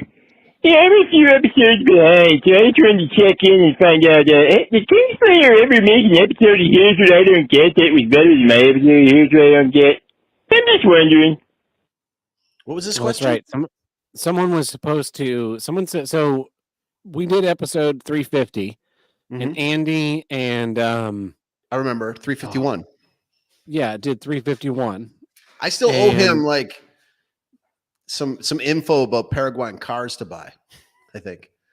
Yeah, so that was Big Cray Duke. He and Big Cray Duke did 351, and someone said that episode sucked and that they could do a better job. And I don't remember who it was. But Andy threw down the gauntlet and said, "Well, do it then." And as far as I know, they never did it. Bastard. Still own of oh yeah. I do remember that. You are owed a Volcano audio commentary. I think I wanted to do that one with Tim because never we seen that watched it in movie. school like every fucking year for some reason. I've never seen that movie. Was that Tommy Lee Jones? Tommy Lee Jones. Oh yeah, maybe you and I should do it, and I'll just tell the stories about how like we watched it in science class. It's not a real movie. It's not like a really scientifically accurate movie. It's wild. Ridiculous. I also need to do a School system. commentary. I do need to do a commentary of the musical episode of one of the new Star Trek series. I don't remember what one of them did a fucking musical episode of all things.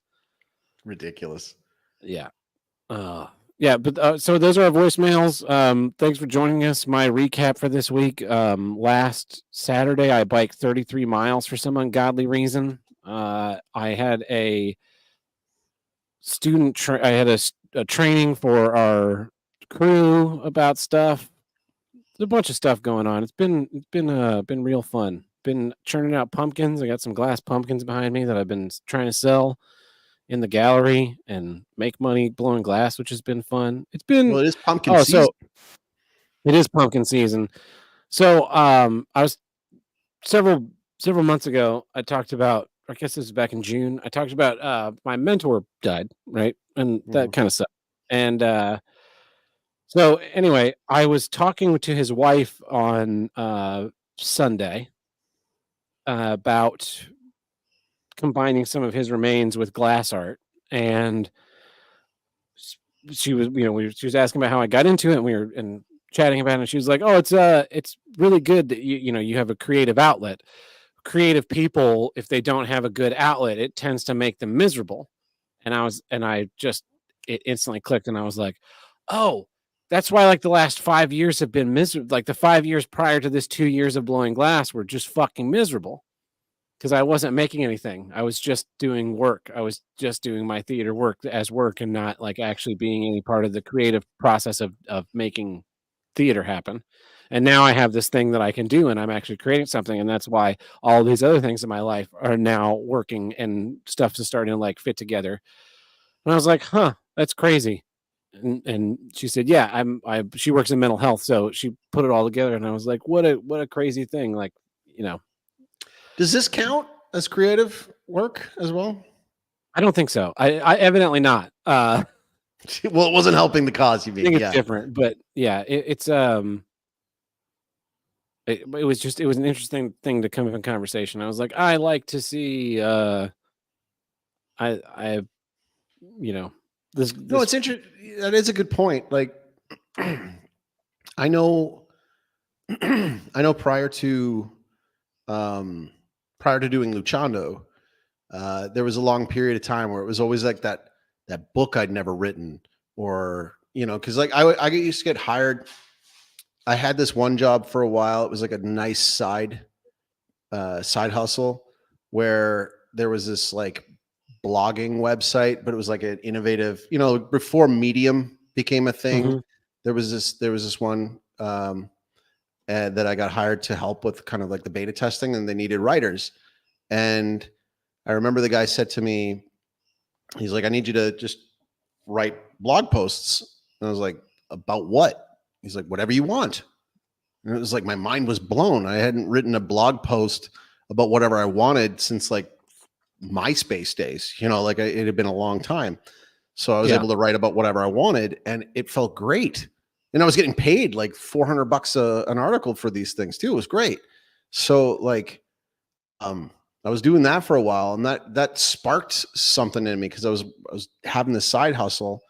And that's when, later on, there was the opportunity came up where, you know, I'd mentioned the idea of doing the wrestling show, and then the so my creative outlet for a while was actually like researching how to do a business plan for a wrestling show. And I've still got that business plan, and I'm really proud of it, because I put a lot of work into it, and just like all the economics behind it, how it would work, how it wouldn't work, and then how it ultimately didn't work in the end. But while we were doing it, I remember having this, like, not an epiphany, like it was one of the most stressful times of my life for sure. Mhm. But I remember when we were doing it, and we'd have these shows, and there'd be these, you know, big crowds and people reacting to it. And, you know, like we would sit down and we would go, okay, this is what you're going to go. This is what my promo is going to be in the ring. I'm going to do this, do this. And I remember it was like, after it was all done, and anytime I look back on it, it's like, wow, like, I can't believe we did that. Like, I can't believe that was a thing that we did. And so when I got asked by Sully to come back and do Mas Lucha Paraguay again, it does give a creative outlet. I get severe, I wouldn't call it stage fright. It's not stage fright. I suffer horribly from imposter syndrome sometimes when it comes to these things. So it's like, even though I know when I go out there it'll be good, deep down I still have that doubt, and it's like, oh, I'm gonna fuck this whole thing up. I'm gonna go out there and say the wrong words, or they're not gonna react, or whatever. So like there's like it's mounting dread the whole time out. But every time I do it and I come away, I'm like, that was cool. Like, that was really fun. Like, the people who paid to come and see it, they're gonna come back again. They like this. They're enjoying this. And like every Sunday after we come back from Mass, I always have a call with Sully, and we're just talking about creative. Like, we're just talking about what is he doing with the show, and I try to offer my 2 cents here and there. And I can see where you need to have that creative outlet. Like, it's important. Because when I didn't have it, like there's that itch to do something, and every day that you don't do something is just another reminder that you're not doing anything. And you know, and it's not a good feeling, and it does make you miserable. So there's a good observation from that lady. So awesome. Well, that's it. Thank you to everybody who stuck around while I tried to wing it at the beginning, because I only prepared in my head for how I was going to talk to Foundring about what he was doing. So I had to kind of come up with a backup plan on the fly, and I literally put it together in the 5 minutes prior. So, but thanks again, everybody, for showing up. And looking forward to seeing y'all again next time around. Yep. See you guys God next bless. time. Have a good one. Ciao, ciao.